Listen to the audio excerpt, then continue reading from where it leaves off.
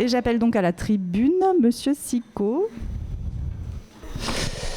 Bien, donc je vais dire quelques mots du point de vue de la sociologie, comme ça Pardon ?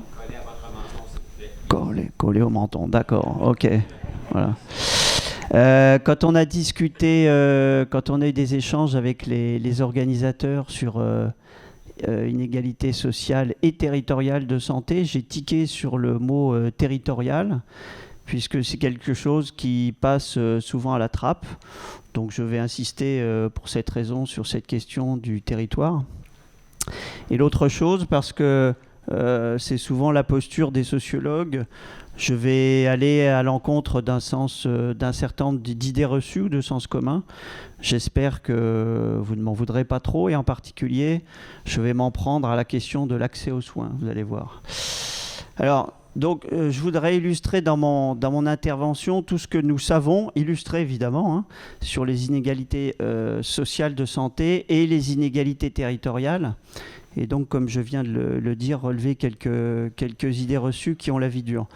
Puis, dans un deuxième temps, là, on verra du temps dont je dispose. Je sais que je suis à la fois chronométré et surveillé. Donc, vous présenter très rapidement un outil que j'ai élaboré à la demande de l'ARS et avec une coordinatrice d'un contrat local de santé, afin de permettre aux coordonnateurs de mieux prendre en compte les inégalités sociales de santé quand ils font un diagnostic de territoire.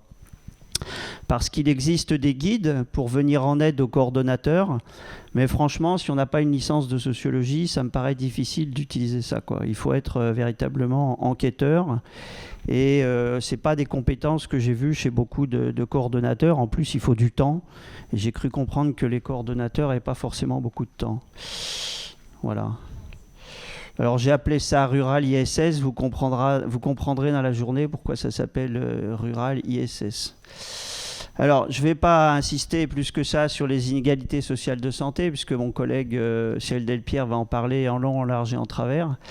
Donc j'ajoute inégalités territoriales. C'est des inégalités qui vont s'ajouter aux inégalités proprement sociales, et qui tiennent donc au contexte résidentiel, aux conditions de logement et à l'environnement. Voilà.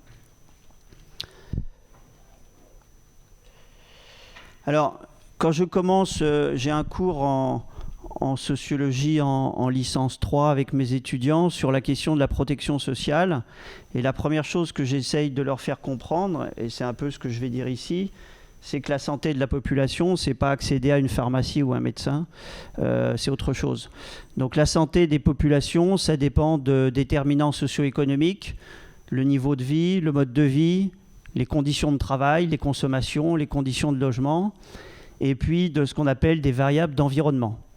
Et on estime que dans les pays industrialisés, l'état de santé d'une population ne dépend de son système médical que pour environ 1/5.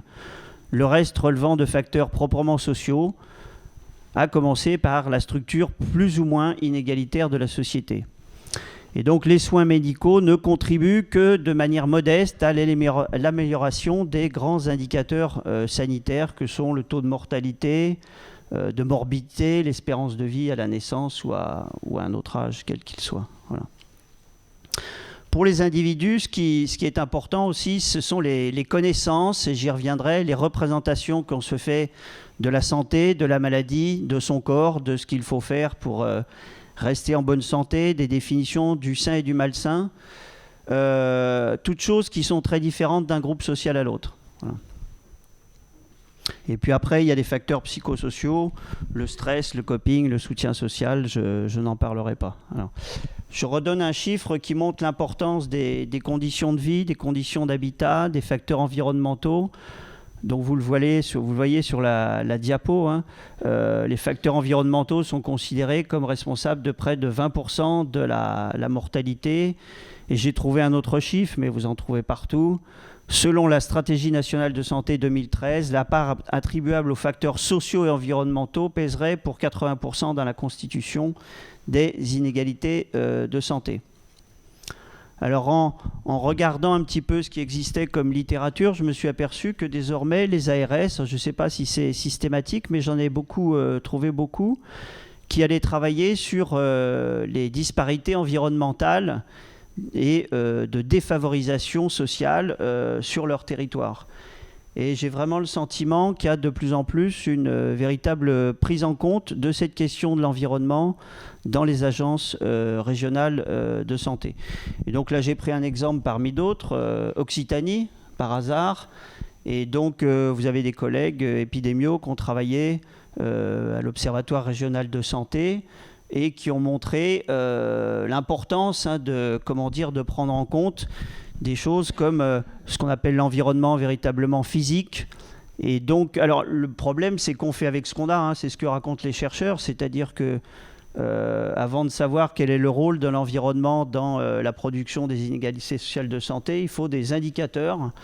Et donc, les chercheurs le disent un peu, on fait avec ce qu'on a, c'est-à-dire là, les indicateurs qui ont été pris, c'est l'eau, l'air, le sol et l'habitat. Et donc, ce que disent les auteurs, je ne vais pas développer plus que ça la recherche, c'était vraiment pour illustrer, ce travail a permis de caractériser de façon intégrée chaque commune d'Occitanie vis-à-vis de la qualité de ces milieux. Voilà. Donc, les ARS, désormais, travaillent sur les inégalités environnementales, ce qu'on appelle les inégalités environnementales de santé des territoires. C'est-à-dire que si les relations entre inégalité sociale de santé et inégalité d'exposition sont complexes, il y a de plus en plus une préoccupation pour les facteurs environnementaux qui composent notre environnement, dont plusieurs de ces facteurs sont totalement indépendants du niveau socio-économique. Si vous voulez, la complexité, c'est de dégager ce qui est indépendant, dépendant en première instance. Et puis après, c'est complexe parce que toutes les populations, face à des risques d'exposition à des environnements malsains, ne sont pas exposées de la même manière, on n'a pas les mêmes compétences ou capacités ou possibilités d'y échapper. Voilà. Donc c'est pour ça que c'est complexe, parce que ces différences d'exposition peuvent se redoubler, donc différentiel d'exposition en fonction du groupe social auquel on appartient. Et puis on parle aussi de différentiel de vulnérabilité, qui renvoie à une série de facteurs, une capacité moindre à faire face aux agressions de l'environnement, des conditions de vie globalement plus dégradées, un accès plus limité aux professionnels de santé et au système de soins, et enfin un état de santé généralement plus dégradé et caractérisé par des comorbidités. Autrement dit, donc, il y a à la fois des inégalités proprement sociales de santé, il y a des inégalités environnementales, et la difficulté pour la recherche, mais les travaux qui sont développés vont dans le sens d'essayer d'étudier les articulations entre les deux. Bref, je le dis une première fois, on sait beaucoup de choses. Et on sait en particulier qu'il y a de fortes disparités de mortalité, de morbidité selon les territoires, et que ceci dépend aussi de variables d'environnement, d'expositions différentes à des environnements néfastes pour la santé. Et pour autant, quel n'est pas l'étonnement, enfin le mien, ce qu'on trouve encore le plus souvent, c'est une confusion entre inégalité sociale de santé et inégalité territoriale. Et d'ailleurs, souvent, on parle d'inégalité sociale et territoriale de santé, puis après, on parle d'inégalité de santé. Voilà. Et pour autant, donc, ce que l'on trouve, c'est l'idée que les inégalités territoriales, c'est d'abord un problème d'accès aux soins. Donc, vous voyez les phénomènes de réduction successifs qui se produisent. Immanquablement, lorsqu'on cherche inégalité sociale de santé, on trouve comment les réduire, et quelle est la réponse? Eh bien, c'est un problème d'accès aux soins. Alors, j'ai pris cet exemple sur lequel je suis tombé, j'ai trouvé ça sur YouTube, tout le monde peut le trouver. Donc, il y a eu il y a 5 mois à Lyon une journée assez semblable à celle-ci. Son titre, c'était « Comment les réduire ?» Les inégalités territoriales. Inégalités territoriales, comment les réduire? Et dès l'introduction, un des organisateurs explique que sur certains territoires de la région, l'accès aux soins est compliqué. Oui, c'est vraiment le début du propos, et tout le long, pendant 3 heures, ce sera ça. Donc dans la présentation de la vidéo, sur YouTube, vous avez ce texte que je vous laisse lire.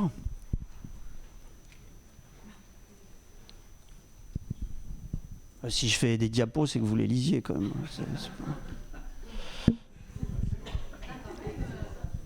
C'est long? Ah oui, mais chercheurs, ils lisent. Hein. Bon, bref, si vous voulez... Vous n'avez pas le temps? Ce que nous disent les auteurs, là, c'est le problème, c'est l'accès aux soins. Voilà, les inégalités territoriales, c'est l'accès aux soins. Alors ils disent effectivement, c'est pas que les déserts médicaux, on invente de nouvelles choses, les CPTS, on invente les maisons de santé pluriprofessionnelles, on réfléchit à des délégations de soins avec les IPA, etc., etc. Mais ce dont on nous parle, c'est de l'accès aux soins. Autrement dit, il y a une espèce de court-circuit logique, je dirais, d'un côté des travaux relativement connus, diffusés, qui disent que l'essentiel pour la santé des populations se joue du côté de déterminants socio-économiques, niveau de vie, mode de vie, consommation, conditions d'habitat, variables d'environnement. Des travaux d'épidémiologie nombreux qui montrent les effets néfastes pour la santé de l'exposition à des environnements, et de l'autre, des politiques publiques qui, lorsqu'il est question d'inégalité territoriale, voire d'ISS, continuent à réfléchir en termes d'accès aux soins. Alors, ça, c'est une première chose que je voulais dire. Une deuxième chose que je voulais dire, c'est qu'il y a, pas une confusion, mais quelque chose qui nous semble trop restrictif dans les politiques publiques en ce qui concerne l'accès aux soins, c'est la confusion qu'il peut y avoir entre l'accès et les recours. Voilà, pour nous, le recours, c'est le bon terme, c'est le bon concept sociologique. Donc, en plus de cette manière de poser les problèmes qui ignore toute la complexité de la question du recours au système de soins, c'est ça dont je voudrais parler maintenant, il y a une distinction qui doit être faite, à mon avis, essentielle, entre l'accès et le recours. Or, un bon nombre des politiques publiques portent sur l'accès. Permettre l'accès, faciliter l'accès, dépasser un certain nombre d'obstacles à l'accès. Or, ce que je vous ai mis sur cette diapo, c'est que les travaux de sociologie et d'anthropologie de la santé montrent que le recours au système médical est un processus complexe qui engage tout un ensemble de représentations de soi, du corps, de connaissances du système médical, des définitions du normal et du pathologique, de ce qu'il est bon de faire pour entretenir sa santé. Il y a une distance qui est très très différente au système médical en fonction des groupes sociaux. Bref, il y a on pourrait dire des intermédiaires très complexes qui vont amener un individu à aller ou pas chez le médecin et provoquer ce que certains appelleraient des retards aux soins, qui peuvent être très très importants en fonction, encore une fois, du groupe social auquel on appartient. Donc des pratiques de prévention, d'hygiène, d'éducation primaire à la santé, etc., etc. Alors j'avais trouvé un exemple de chercheur qui avait travaillé sur le renoncement aux soins. Et là, c'est pareil, quand on trouve des textes sur le renoncement aux soins, la question, c'est celle de l'accès, c'est celle du coût financier, c'est celle des kilomètres à parcourir. Alors évidemment, en écrivant cela, je me suis dit, mais ce sociologue considère que tout ça n'existe pas. Non, non, rassurez-vous, je sais que ça existe. Et je vous cite même le titre d'un article d'études et résultats, là, une petite publication de l'adresse. Son titre, « Renoncement aux soins, la faible densité médicale est un facteur aggravant pour les personnes pauvres. Les personnes pauvres en conditions de vie ont 3 fois plus de risques de renoncer à des soins que les autres. En outre, dans une zone très sous-dotée en médecins généralistes, leur risque est plus de 8 fois supérieur à celui du restant de la population. » Et puis après, il y a des éléments sur la couverture complémentaire. Donc évidemment, je ne nie pas l'importance de toutes ces choses-là, mais ce que je veux montrer, c'est que quand bien même les obstacles financiers, pour dire des choses comme ça, quand bien même les obstacles en termes de kilomètres ou financiers auraient été dépassés, c'est pas pour autant que ça garantit un recours. Parce qu'encore une fois, le recours, ça engage tout un tas d'autres choses. Par exemple, je prends un autre exemple qui était peut-être sur ma diapo, là. Le fait de traduire un ressenti psychique ou physique en symptômes, dire c'est pas juste un mal de tête, ça va passer, mais c'est un symptôme, mais il faut que j'aille voir le médecin, ça engage des représentations, une socialisation qui va nous amener plus ou moins vite chez le médecin. Voilà. Donc tout ça sur les obstacles, vous le savez, simplement mon propos c'est de dire que la perspective anthropologique ou sociologique, elle consistera à montrer que pour aller chez le médecin, c'est quand même beaucoup plus compliqué que des kilomètres à parcourir ou des soins à payer. Et puis, pour le renoncement, c'est la même chose. Le renoncement, c'est quelque chose de complexe. On ne renonce pas simplement parce qu'on n'a pas d'argent, mais on renonce aussi parce que dans la vie... Alors, l'article sur lequel je m'appuie, c'est vrai que ça parle des personnes avec des maladies chroniques au long cours, avec des traitements au long cours. Et vous avez des gens qui renoncent provisoirement parce qu'ils veulent bénéficier par rapport à leur définition de la qualité de la vie, parce qu'ils prennent des vacances, parce qu'ils en ont marre d'aller voir le médecin régulièrement, etc. Donc les acteurs donnent du sens à leur renoncement. Pour conclure sur cette question-là, ce que je veux dire, c'est qu'il ne faut pas seulement considérer les individus comme les victimes d'un système qui fonctionne mal, qui dysfonctionnerait, qui ne couvre pas suffisamment. Il faut aussi considérer les malades comme des acteurs. Ce n'est pas seulement des victimes du système, c'est des acteurs qui font des choix. Alors évidemment, il y a des choix qui sont plus ou moins contraints. Alors, je vais revenir sur... je vais finir cette différence entre accès et recours avec un exemple. Un territoire rural d'Occitanie, les acteurs de la prévention décident d'améliorer le dépistage organisé du cancer du sein. Partant de l'idée qu'un des obstacles est l'accès, on finance un mammobus, une unité mobile de mammographie. C'est mobile, donc plus de problèmes d'accès au sens des kilomètres à parcourir. C'est gratuit, donc plus de problèmes d'accès au sens du coût financier. Et devinez ce qu'il advint, eh bien toute une partie des femmes qui ne réalisent pas le diagnostic dans les dispositifs classiques ne l'ont pas non plus réalisé avec ce dispositif. Vous imaginez le désespoir de ces professionnels qui ont mis tout ça en place et puis qui se retrouvent à ne pas, pas voir venir les populations qu'elles souhaitaient voir venir et qui d'habitude ne font pas le diagnostic. Donc voilà, me semble-t-il, dans cette affaire, on a confondu accès et recours. Alors pourquoi différence accès et recours ? Eh bien parce que on a moins dans certaines populations le sentiment de maîtriser son temps, il y a moins de projections dans l'avenir. On a peur des résultats, on a peur de la douleur. La distance au système médical, c'est pas une distance en kilomètres, ça peut l'être, mais quand le mammobus il est en bas de chez vous, c'est pas le problème. C'est une distance culturelle au système médical. Vous connaissez tous l'expression dans les classes populaires, on va pas déranger le médecin. Hein. Donc voilà, il y a tout un tas de choses qui entrent en ligne de compte et qui permettent d'expliquer que malgré tout le travail qui a été fait par ces professionnels, ça n'a pas complètement été satisfaisant. Voilà. Alors, je continue à complexifier un peu les choses. Hop, ça s'est passé, vous ne l'aurez pas vu. La géographie de la santé nous apprend, elle aussi, que, c'est pas aussi simple que ça. Voilà. C'est pas aussi simple que ça de dire que le problème, c'est les déserts médicaux, c'est les kilomètres à parcourir, puisque ce que montrent certains travaux de géographie de la santé, c'est...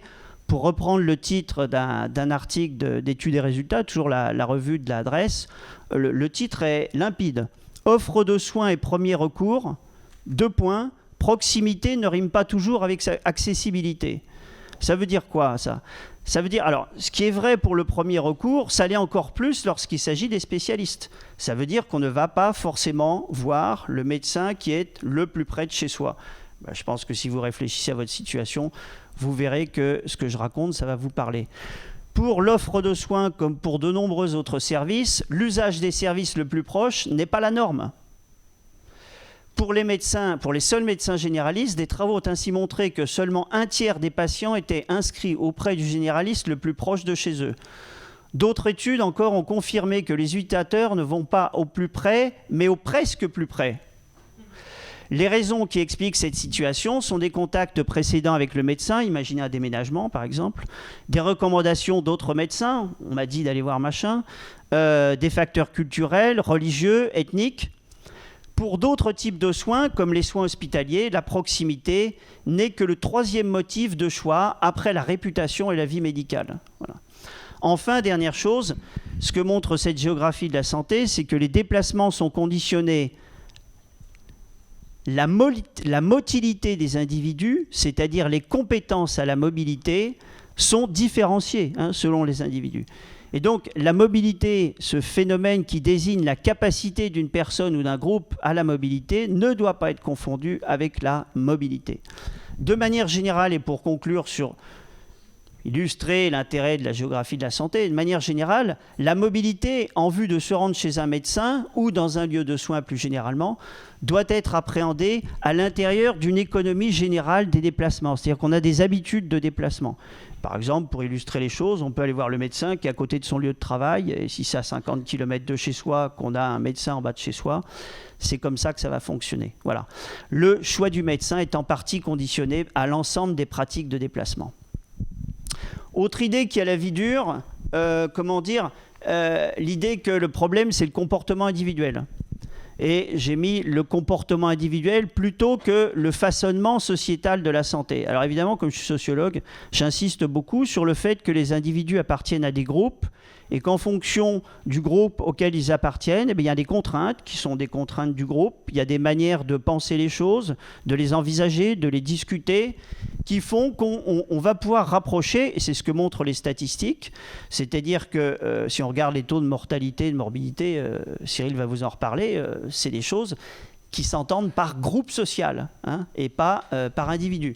Donc on a d'un côté des travaux qui montrent que quel que soit le cancer, je prends cet exemple, mais ça pourrait être d'autres choses, il y a non seulement des inégalités sociales de santé et des inégalités territoriales, les cartographies sont là pour le montrer, mais que ce sont des groupes sociaux qui sont touchés par le cancer, c'est-à-dire des ensembles d'individus caractérisés par des valeurs communes, des liens plus ou moins intenses, une situation sociale identique et ou des activités communes, une position semblable dans la structure sociale.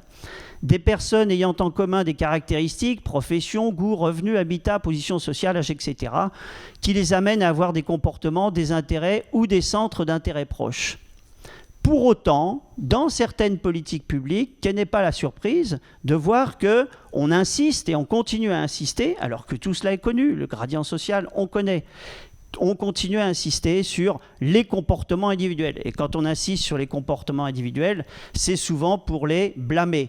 Voilà. Les comportements considérés a priori comme individuels, une consommation d'alcool, de tabac, des pratiques alimentaires, une activité physique, et dont les individus sont tenus pour responsables, sont en réalité liés au milieu social auquel on appartient, ainsi qu'à l'entourage et aux réseaux sociaux dans lesquels les individus sont insérés. Et alors là, dans ce livre d'introduction à la sociologie, un collègue, Cyril Lemieux, écrit de manière ironique, au second degré, « Les causes du cancer, tous sauf social ». Puisqu'il y a des chiffres qui nous sont donnés là, sur l'incidence ou les décès avec le cancer. Et un rapport publié récemment par un groupe de travail, professeur Maurice Subiana, on y apprend notamment que les cas de cancer ont augmenté de 20% dans notre pays. Et le rapport démontre en outre que les causes des cancers restent liées au comportement individuel. Alors évidemment, le sociologue, il saute au plafond. Et il montre que on n'est pas tous, en fonction du groupe social, de ses conditions de travail, d'environnement, ce ne sont pas les individus qui doivent être considérés, mais en tant qu'ils appartiennent à des groupes. Voilà ce qu'écrit, c'est des citations, Cyril Lemieux. Voilà qui ne manque pas de surprendre, de dire c'est les comportements individuels. Comment le cancer, en tant que phénomène qui se développe de manière massive au sein de notre société, peut-il être imputé à l'attitude des individus considérée en tant que telle, c'est-à-dire en tant qu'attitude purement individuelle. Et il prend deux exemples, les expositions professionnelles, et puis deuxième exemple qu'il prend, il en va de même pour la cause du cancer numéro 1, le tabac, auquel le rapport impute un tiers des morts par cancer en France. Fumer beaucoup, ne pas fumer du tout, ou encore décider d'arrêter de fumer, sont vraiment ce qu'on peut appeler des comportements individuels. Il suffit de jeter un œil aux travaux sociologiques consacrés à l'apprentissage de la cigarette chez les adolescents pour mesurer, au contraire, la dimension sociale d'une telle pratique. Voilà, bref, vous m'avez compris, il y a des raisons d'être optimiste. On sait beaucoup de choses, sur les inégalités territoriales de santé. Et alors, j'avais fait une diapo. Ah voilà, je voulais finir là-dessus. Il y a autre chose sur lesquelles il y a beaucoup de travaux désormais en sociologie. 5 minutes, c'est large. C'est la question de la manière dont les médecins traitent les soignants. Voilà. Et ce que montrent beaucoup de travaux c'est plutôt des travaux de type qualitatif, c'est-à-dire qu'on va faire des observations de consultation, on va aller dans les services de soins, on va regarder comment les gens sont accueillis, on va voir comment les médecins expliquent aux patients ce qu'ils doivent faire, ce qu'ils ont. Donc désormais, le point par lequel je voulais finir, c'est dire que les inégalités sociales de santé, à côté de ce dont va parler Cyril, je suis pas sûr qu'il parle de cette question, qui donne lieu pourtant à beaucoup de travaux très intéressants. C'est les travaux qui montrent le rôle des inégalités de traitement. Voilà.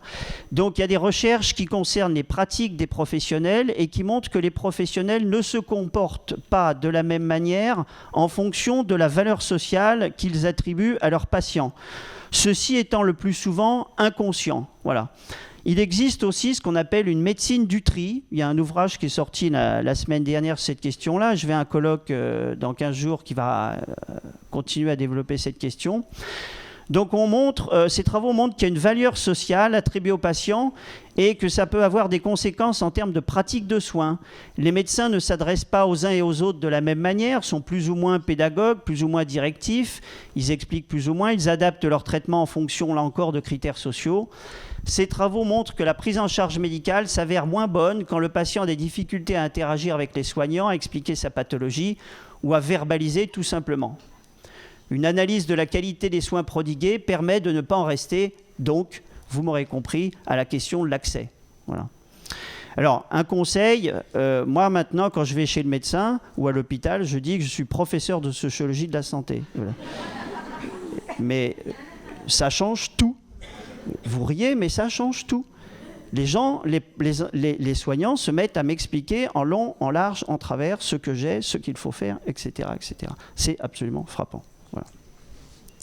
Bref, le deuxième point que je voulais aborder, c'est un outil qu'on a élaboré, enfin que j'ai commencé à penser. Ensuite, j'ai beaucoup travaillé avec une coordinatrice sur un territoire d'un CLS.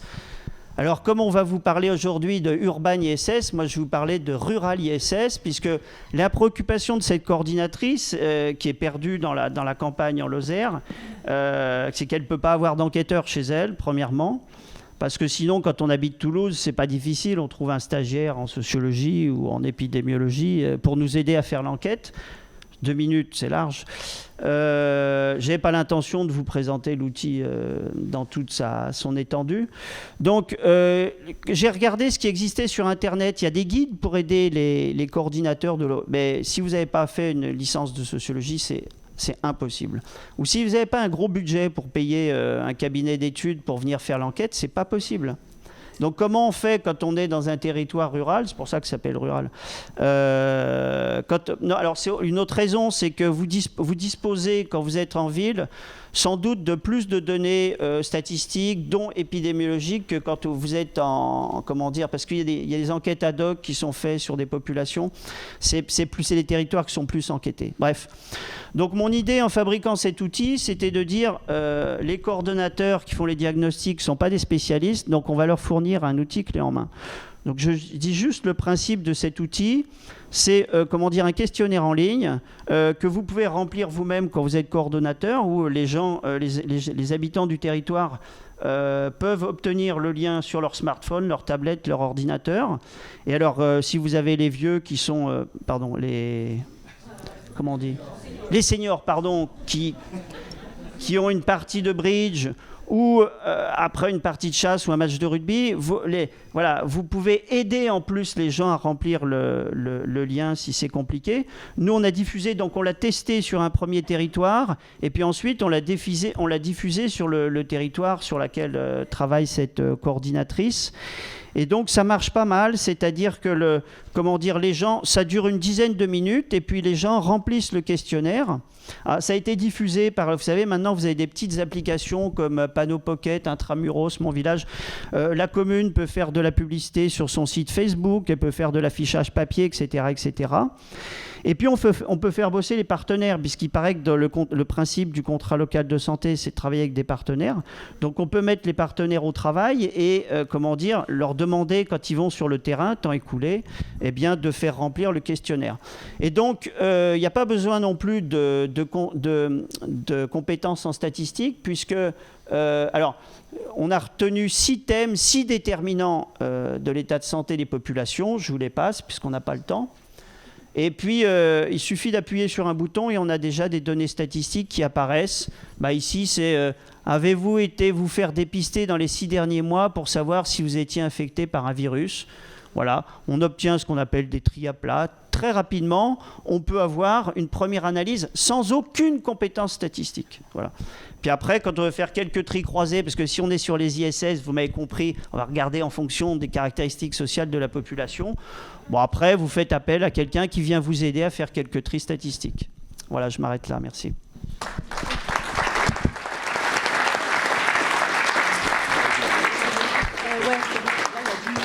Échange avec la salle.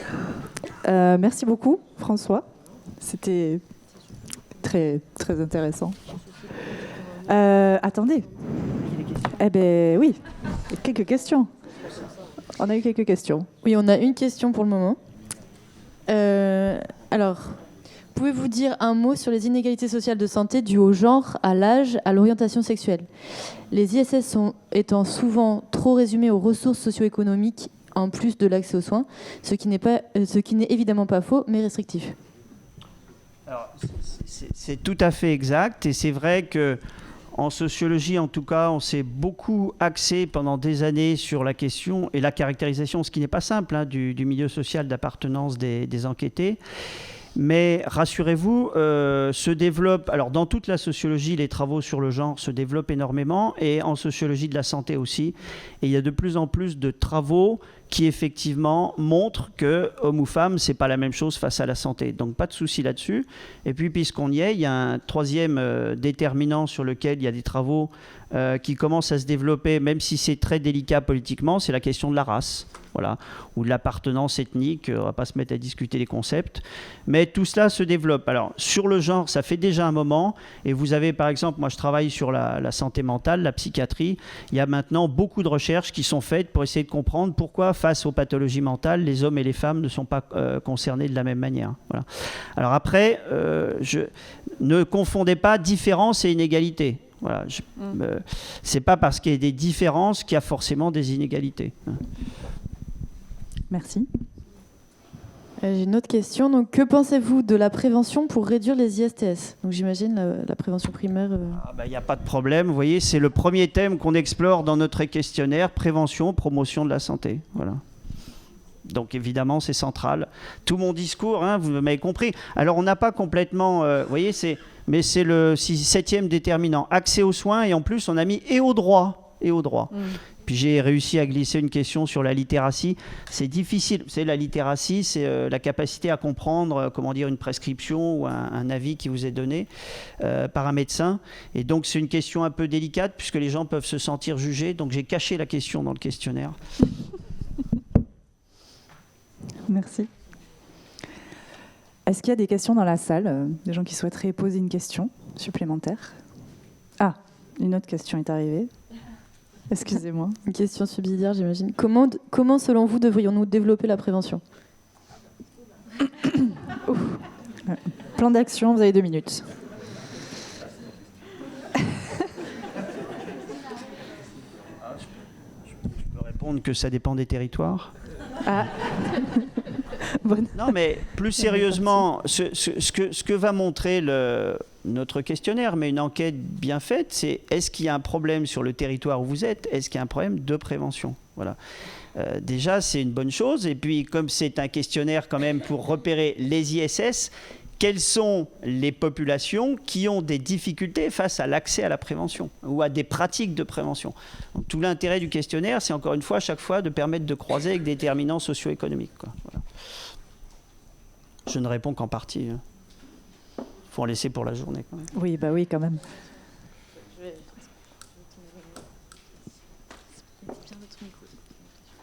Bonjour, Adrien Plat, je suis masseur-kinésithérapeute. Partout en France, il y a eu un sujet qui est en développement, qui est de dépister de façon précoce les scolioses en milieu scolaire, par exemple. Et donc, du coup, permettre à des masseurs-kinésithérapeutes d'intervenir à l'école pour faire un premier dépistage gratuit. Et donc, effectivement, développer la prévention plutôt que le curatif et réorienter pour augmenter les chances des patients d'être pris en charge au plus tôt.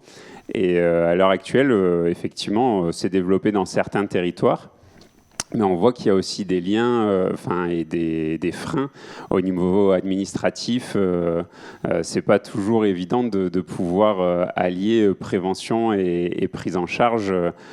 Tant le millefeuille administratif français peut nous mettre des bâtons dans les roues. Donc je vous remercie pour votre intervention parce que c'est vrai qu'on on se bat pour faire de plus en plus de prévention et de prise en charge précoce. Mais parfois, vous parlez d'acculturation aux soins de la population qui veut aller vers qui freine pour aller vers le patient parce qu'on ne va pas déranger le médecin.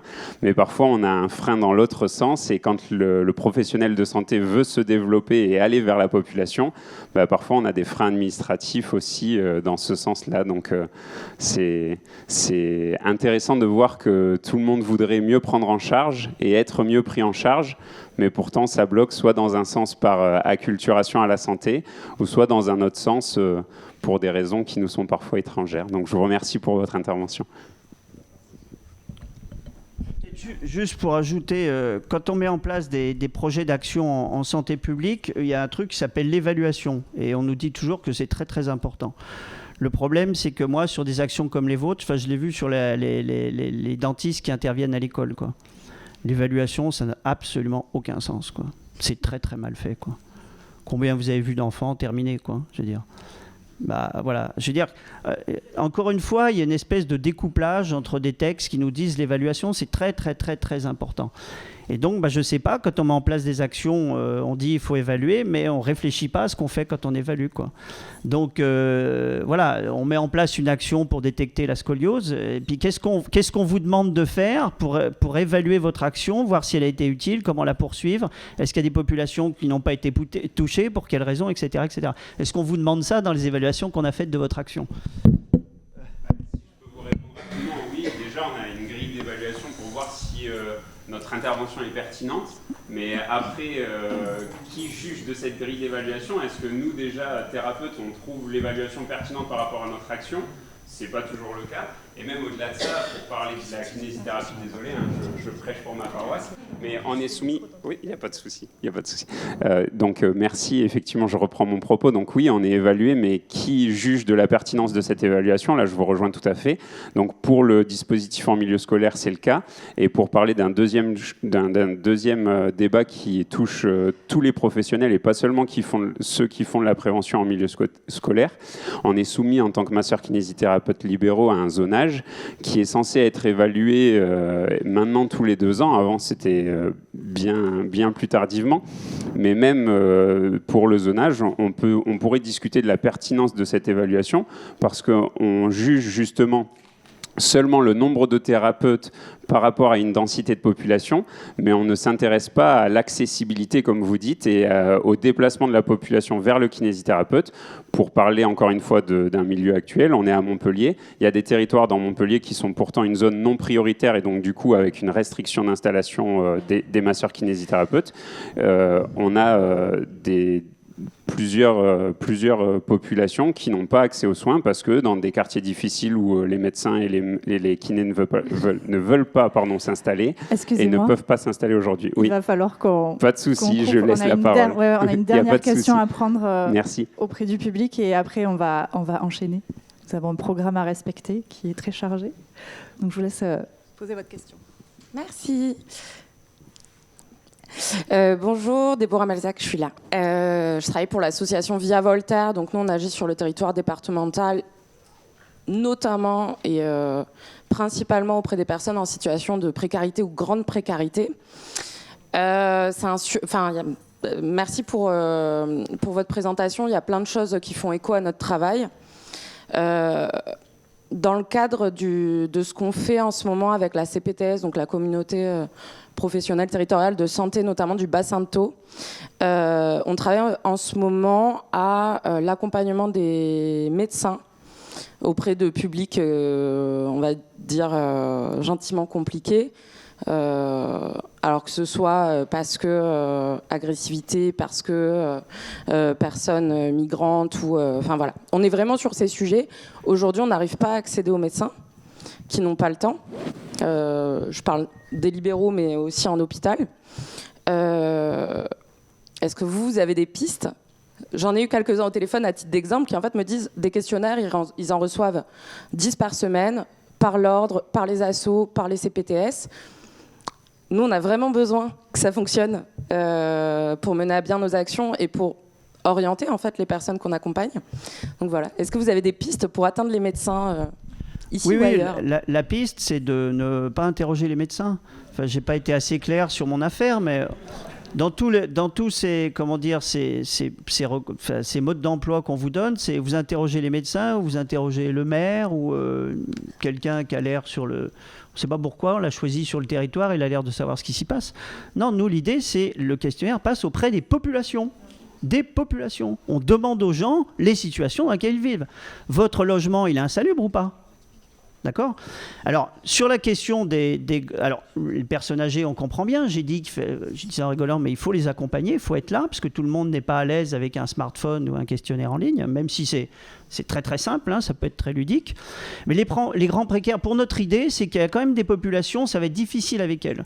Donc, ce que j'ai fait, c'est que j'ai traduit, en quelque sorte, tu vois, la chose comme ça, le questionnaire en un entretien directif. De manière à ce que vous, professionnels qui avez en mettre en place une action, vous allez voir ces populations-là et vous leur posez des questions avec une grille d'entretien directif. Alors ça ne prendra pas 10 minutes, ça prendra 20 minutes, mais vous allez apprendre énormément de choses. Donc vraiment, la perspective, c'est on arrête d'interroger les médecins, hein, on va interroger les populations. Est-ce que vous êtes exposés ?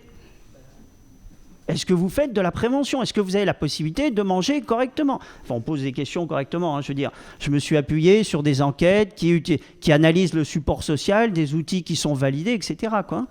Donc l'idée, c'est interroger les populations.